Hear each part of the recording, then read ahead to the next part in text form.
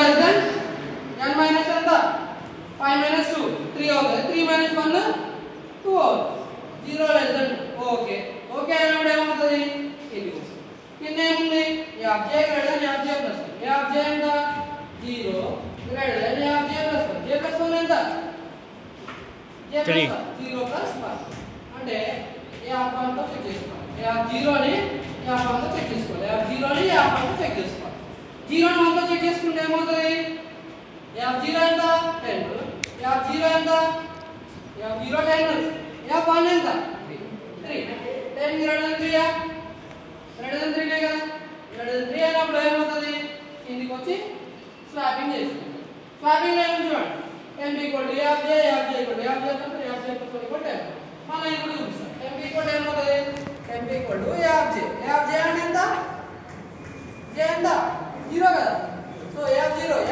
ఏముంది చూడండి 10 ఉంది టెంపుల్కి ఏమొచ్చింది 10 వచ్చింది మరి కింద దాంట్లో చూడండి fj equal to fj plus 1 fj equal to fj plus 1 అంటే j లో ఏముంటది 0 ఉంది f0 equal to fj plus 1 j plus 1 ఎంత 3 అంతేనా కదా j ఎంత రావాలి j0 plus 1 అంటే f0 లో మీరు ఏం పంపించాలి f1 పంపించాలి f1 లో ఎంత ఉంది 3 ఉంది అంటే 0 లోకి ఏమొచ్చింది f0 లోకి 3 మూవ్ అయ్యింది 3 వచ్చింది నెక్స్ట్ కింద రండి fj plus 1 equal to 10 fj plus 1 అంటే j ఏమో 0 1 అంటే 1 equal to 10 10 లో ఎంత ఉంది చూడండి ఇక్కడ 10 equal to 10 అనేది ఉంది సో 10 అనేది ఇక్కడికి వచ్చింది అంటే f1 లోకి ఏమొచ్చింది మనకి ఆబ్వియస్ గా 10 అనేది వచ్చేసింది ఓకే ఇక్కడికి ఏమొచ్చింది 3 వచ్చింది ఇక్కడికి ఏమొచ్చింది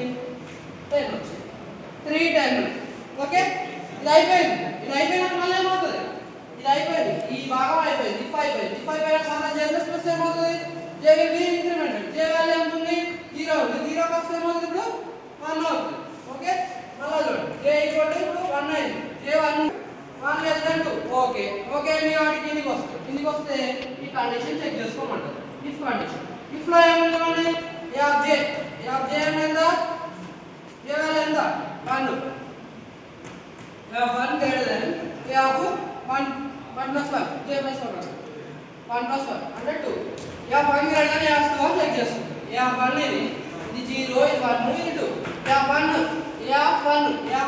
ఇదిగో ఇది f1 ఇది f1 లో ఎంత ఉంది 10 greater than f2 2 అంటే ఎంత 9 10 greater than 9 కరెక్టే కాబట్టి ఏం చేయాలి లోపలికి వస్తే ఏం చేస్తుంది ఇక్కడ అక్కడ ఉన్నది ఇక్కడ అంటే ఇక్కడ ఏం చేస్తుంది మళ్ళా 9 అవుతుంది ఇక్కడికి ఏమొస్తుంది 10 అంతేనా స్వాపింగ్ అయిపోయింది మళ్ళా పైకి j వాల్యూ ఇప్పుడు ఏం కావాలి j will be incremented j value ఇక్కడ 1 ఉంది అదేమవుతుంది 2 అవుతుంది అంటే j will be ఇప్పుడు 2 j వాల్యూ 2 అయింది కండిషన్ చెక్ చేసుకోవాలి మళ్ళీ ఇక్కడ j less than n minus I minus j and 2 less than n and 5 minus I minus 5 5 minus I ఎంత చూడండి I వాల్యూ 2 ఉంది మనకి 2 minus 1 5 minus 2 అంటే 3 minus 1 అంటే 2 2 less than 2 12 అయిపోయింది అంటే ఇప్పుడు ఏమవ్వాలి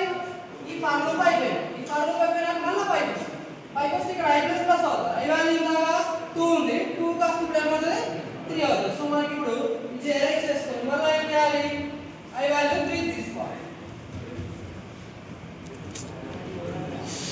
అదే స్టార్ట్ అయిపోయింది చూడండి మీకు అర్థం చేస్తుంది I వాల్యూ ఏమైంది ఇప్పుడు I వాల్యూ 3 అయింది మళ్ళీ చెక్ చేసుకుంటుంది I less than 3 less than 5 okay 3 less than ఎంత 3 less than 5 ఓకే వాటి కిందికి వస్తే ఏమవుతుంది మళ్ళీ j equal to 0 నుంచి స్టార్ట్ చేయాలి j equal to ఎంత ఇప్పుడు j value 0 less than n minus n అంటే 5 minus I అంటే 3 minus 1 5 minus 3 ఎంత 2 minus 1 0 less than 1 ఓకే వాటి కిందికి వస్తే ఏమైంది ఇది చెక్ చేసుకుంటాం fj greater than fj plus 1 fj 0 greater than f1 f0 greater than f1 0 ఎంత 3 ఇదేమో 1 3 greater than 9 ఫెయిల్ అయిన వాటి ఇది ఫెయిల్ అయిపోయింది మళ్ళీ మళ్ళా పైకి j వాల్యూ ఇప్పుడు ఏమవుతుంది j వాల్యూ బికమ్ 1 j 1 అయింది 1 లెస్ దెన్ n ఎంత 5 మైనస్ 3 మైనస్ 1 ఎందుకంటే i వాల్యూ 3 కాబట్టి n మైనస్ i మైనస్ 1 అంటే 5 మైనస్ 3 మైనస్ 1 ఎంత వచ్చింది మళ్ళీ ఇది 5 మైనస్ 3 అంటే 2 2 మైనస్ 1 అంటే 1 1 లెస్ దెన్ 1 వచ్చింది 1 లెస్ దెన్ 1 వచ్చినప్పుడు j అదే j 1 వచ్చింది 1 లెస్ దెన్ 1 వచ్చింది 1 లెస్ దెన్ 1 వచ్చినప్పుడు ఏమవుతుంది ఫెయిల్ అయిపోయింది కాబట్టి ఏమైపోవాలి ఈ కండిషన్ చెక్ చేసుకున్నాం ఈ కండిషన్ చెక్ చేసుకుంటే ఫెయిల్ అయిపోయినప్పుడు ఏమవుతుంది పైకి వెళ్తాం మొత్తం బయటికి వెళ్ళిపోతుంది బయటికి వెళ్ళిపోయి i ప్లస్ ప్లస్ అవుతుంది i వాల్యూ ఇప్పుడు ఏమవుతుంది i will become 3 plus 1 i value ఏమవుతుంది 4 అవుతుంది అంతేనా కాదు ఇప్పుడు మళ్ళా i less than 4 less than 5 4 less than 5 okay కాబట్టి కిందికి వస్తే j వాల్యూ అనేది 0 నుంచి స్టార్ట్ అవుతుంది j equal to 0 0 less than n ఎంత 5 మైనస్ i ఎంత 4 అవుతుంది ఇదిగో ఇది i ఈక్వల్ టు 4 అవుతుంది మైనస్ 1 5 మైనస్ 4 అంటే 1 మైనస్ 1 అంటే 0 0 లెస్ దెన్ 0 నా కాదు కాబట్టి ఏమైంది ఫెయిల్ అయిపోయింది అంటే మనకి ఏం ఫెయిల్ అయింది ఈ కండిషన్ ఫెయిల్ అయిపోయింది ఈ కండిషన్ ఫెయిల్ అయిపోయిందంటే ఆబ్వియస్లీ ఏం జరుగుతుంది పైకి వెళ్తే i value plus plus i value ఏమవుతుంది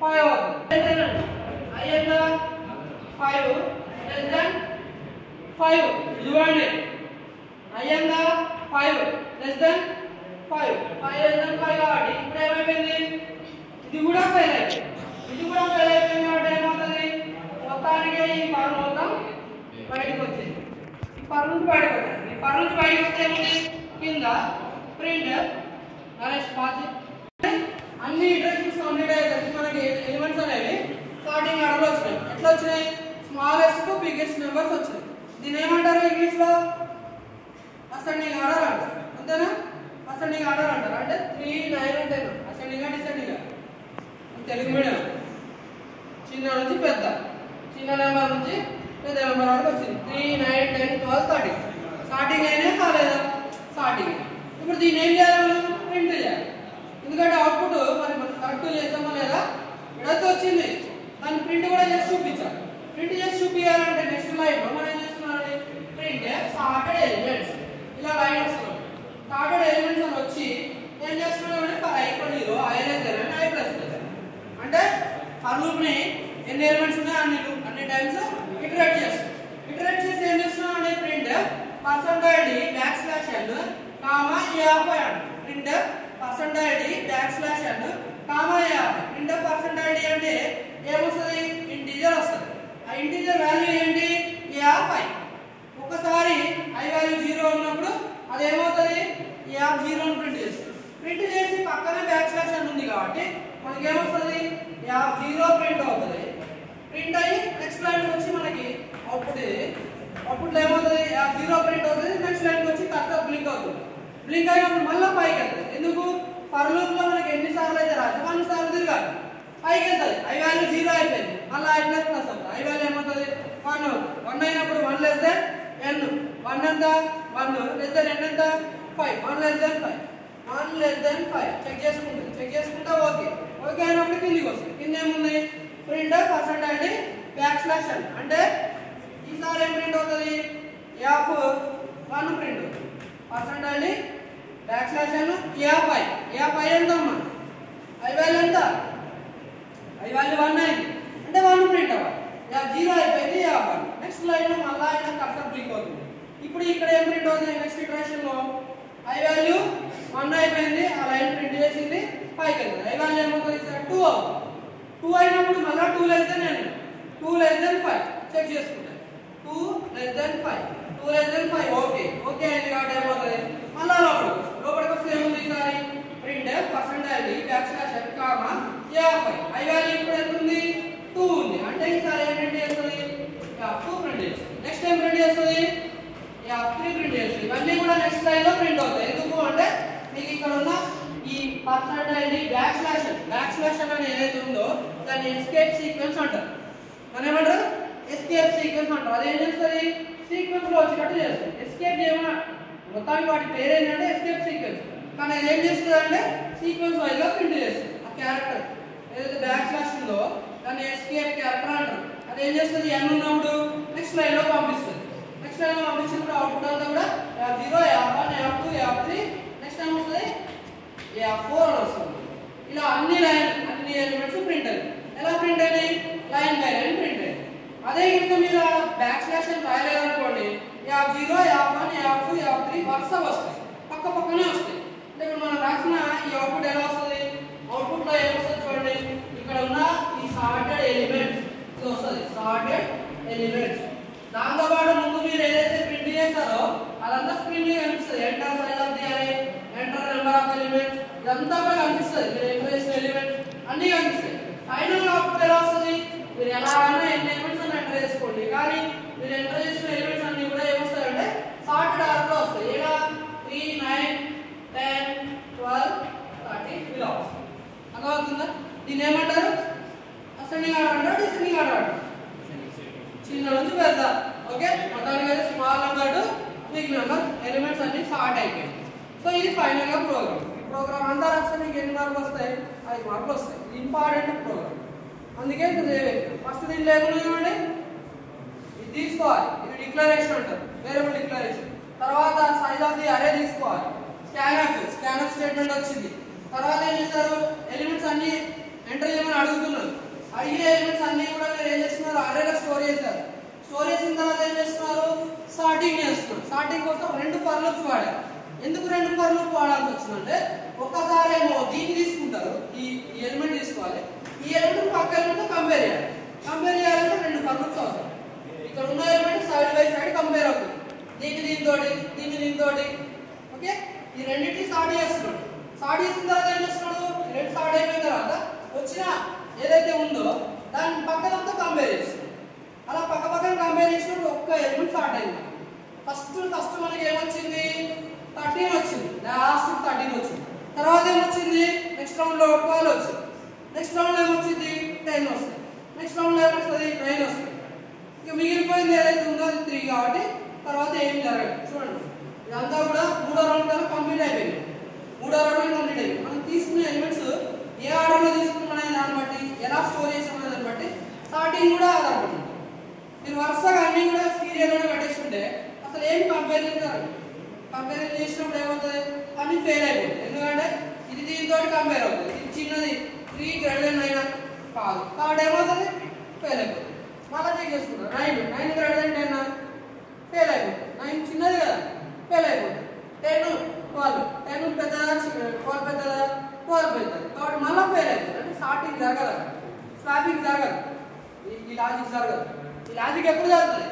ఒక ఎలిమెంట్ ఇంకో ఎలిమెంట్ కంపేర్ చేసినప్పుడు ముందు ఏదైతే ఉందో అది పెద్ద ఎలిమెంట్ అయినప్పుడే దాన్ని ఏం చేస్తుంది? వెనక్కి పంపిస్తుంది. ఇక్కడ మనకు పంపే అవకాశం ఉండదు, అన్నీ కూడా సార్టింగ్ ఆర్డర్లో ఉంటాయి. అర్థమవుతుందా? So this is final programme.